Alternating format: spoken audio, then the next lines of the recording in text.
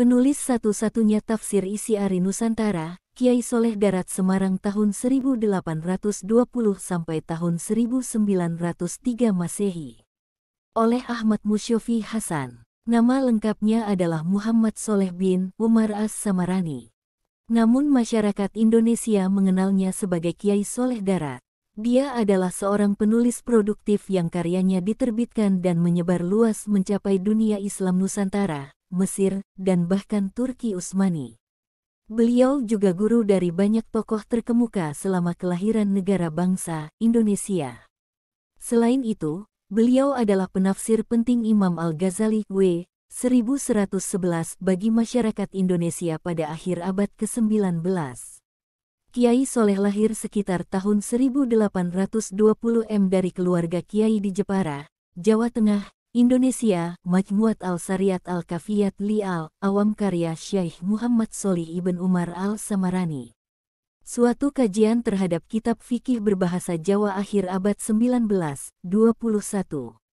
Ayahnya, Kiai Umar adalah pendukung Pangeran Diponegoro tahun 1785 sampai tahun 1855 dalam Perang Jawa tahun-tahun 1825 sampai tahun 1830. Sejarah dan perjuangan Kiai Soleh Darat Semarang. 5. Setelah menimba ilmu di Mekah, dia menikah dengan putri sahabat ayahnya dalam perjuangan Diponegoro, Kiai Murtada. Beliau kemudian melanjutkan mengajar di pesantren mertuanya di Semarang, warisan intelektual Islam Jawa dalam pemikiran kalam Muhammad Sholih As-Samarani, 55.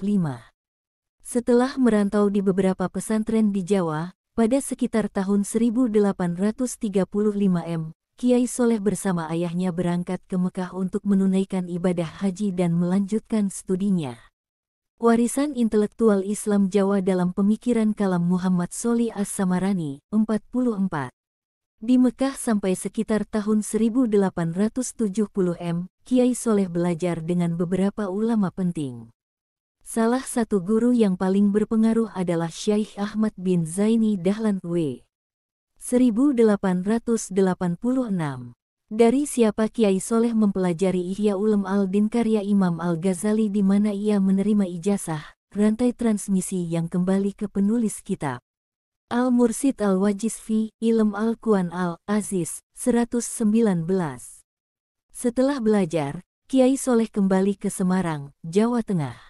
Sisa hidupnya didedikasikan untuk mengembangkan pesantren darat dan mendidik umat Islam awam melalui kajian kolektif rupa pengajian umum, majelis taklim. Pendiri Muhammadiyah, Kiai Ahmad Dahlan W. 1923, dan pendiri Nahdlatul Ulama, Kiai Hashim Asy'ari W. 1947 dikabarkan pernah menimba ilmu di pesantren Kiai Soleh. Beliau juga mendedikasikan hidupnya untuk mendidik dasar-dasar ilmu keislaman melalui penulisan buku-buku dalam aksara pegon, aksara modifikasi Arab yang digunakan untuk menulis dalam bahasa Jawa. Penyusunan buku-buku pegon menunjukkan perhatian Kiai Soleh untuk menerangi kegelapan di bidang pendidikan. Kiai Soleh menandai semangat baru pada tradisi penulisan buku-buku dalam bahasa daerah yang memuat ajaran Islam ortodoksi terbatas berdasarkan kitab-kitab Islam klasik.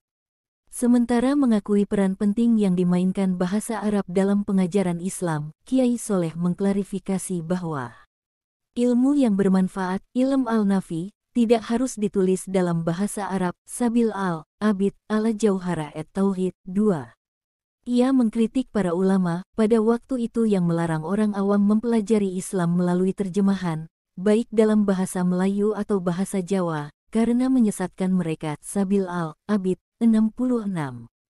Jika syarat mempelajari Islam adalah memahami bahasa Arab, kata Kiai Soleh, maka banyak umat Islam yang tidak akan pernah bisa masuk Islam secara utuh. Al-Mursyid Al-Wajiz, 4. Pada abad ke-19, pengajaran Islam bagi masyarakat awam di Indonesia pada umumnya pada tataran membaca teks Al-Quran dengan sedikit penetrasi pemahaman makna. Seorang yang semasa dengan Kiai Soleh, Raden Ajeng Kartini W. 1904 mengeluhkan penekanan pada aspek kesucian Al-Quran, sementara mengabaikan upaya penerjemahan.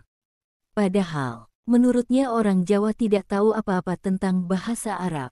Keistimewaan memahami Al-Quran adalah kalangan elit agama, termasuk kiai dan santri pesantren. Oleh karena itu, tafsir Al-Quran Kiai Soleh dalam bahasa daerah merupakan upaya untuk memperluas ruang lingkup ortodoksi pembelajaran di luar komunitas pesantren sehingga juga mencakup masyarakat awam. Di kalangan ulama, di Nusantara saat itu, Kiai Soleh menempati tempat yang dimuliakan. Kiai Soleh dikenal dengan sebutan Ghazali Kecil, Al-Ghazali Al-Sagir oleh Kiai Muda Jawa, Saleh Darat, Muhammad Salih B. Petik terbalik Umar Al-Samarani, 25-26. Sebutan ini menunjukkan fakta bahwa beliau, seperti yang dilakukan oleh Al-Ghazal, menekankan pemahaman kolaboratif antara syariah dan tasawuf yang tidak dapat dipisahkan dalam tubuh Islam. Selain itu, Al-Ghazali selalu menjadi sumber penting yang pendapatnya dirujuk oleh Kiai Soleh di hampir semua kitab pegonnya. Kiai Soleh menunjukkan bahwa ia menyadari perdebatan antara kiai yang berorientasi syariah versus mistik, Minhaj al-Adqiyah, fi Syarh Marifat al-Adqiyah, ila Arik al-Auliya, 210. Meskipun tidak ada informasi yang valid tentang inisiasi Soleh ke dalam satu tarekat, beliau mendukung keberadaannya dan melarang orang-orang mengutuk organisasi tarekat Minhaj al-Adqiyah, 210. Faktor lain dari kecenderungan ini adalah terlindungnya masyarakat awam dari ajaran-ajaran yang bisa menggelincirkan dari beberapa pengarang Muslim mistik Jawa yang mungkin tanpa sadar menjauhkan akidah Islam yang valid dari umatnya. Karya-karya mereka ini seringkali menjadi sumber kesalahan pemahaman, sehingga masyarakat Muslim meninggalkan pemahaman syariah lahir dan hanya berpegang pada ajaran mistik batin. Kiai Soleh secara tegas melarang orang awam membaca beberapa karya suluk karya pujangga Jawa akhir abad 19 yang mengajak untuk meninggalkan ajaran Islam. Majmuat Al-Sariyat Al-Kafiyat li Al-Awam, 27. Beliau juga percaya bahwa orang-orang umum harus dijauhkan dari wahdat al-wujud. Beliau melarang orang awam membaca kitab-kitab yang mempromosikan konsep ini pada saat itu seperti Tufah al-Mursalah dan Al-Insan al-Kamil. Majmuat Al-Sariyat, 27. Kiai Soleh juga terkenal karena pandangannya yang anti-Belanda. Setelah kekalahan Pangeran Diponegoro dalam Perang Jawa, para kiai tradisional ditarik dari perang fisik dan kembali ke pesantren untuk berperang dalam pertarungan kultural. Kiai Soleh menghidupkan kembali gagasan untuk mengidentifikasi yang tertindas dari yang menindas. Kiai Soleh Darat dan dinamika politik di Nusantara abad 19 XXM, 121-22. Mengacu pada hadits Nabi Shallallahu Alaihi Wasallam, dia menyatakan bahwa haram hukumnya bagi umat Islam untuk berpakaian seperti orang Eropa. Dia berkata, beberapa ulama al-muhakkikin menyebutkan bahwa seseorang yang memakai selain pakaian muslim seperti jas, topi dan dasi, dianggap sebagai murtad. Majmuat Al-Sariyat, 24-25. Sebaliknya, tidak hanya pada pakaian, tetapi muslim awam juga diberitahu untuk tidak meniru setiap perilaku yang spesifik dari budaya barat pada umumnya. Majmuat Al-Sariyat, 25-26. Kuatnya pendirian Kiai Soleh terhadap penjajah juga dimaksudkan untuk menjauhkan umat Islam sejauh mungkin dari kontak dengan Belanda.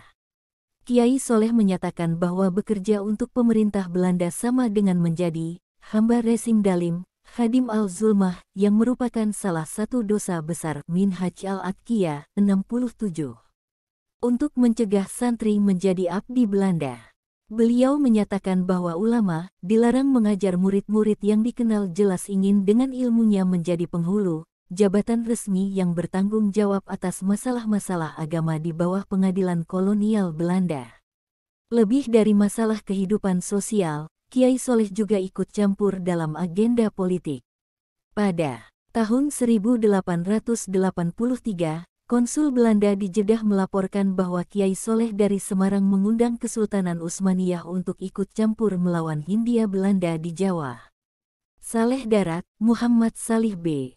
Petik terbalik Umar Al-Samarani, 25-26. Kiai Soleh wafat pada tanggal 28 Ramadan 1321 H. atau tanggal 18 Desember tahun 1903 Masehi di Semarang. Beliau dimakamkan di pemakaman umum Bergota. Pada tanggal 10 Syawal, ada peringatan tahunan Hail untuknya dengan ribuan peziarah dari berbagai daerah di Indonesia. Wallahu a'lam bishawab.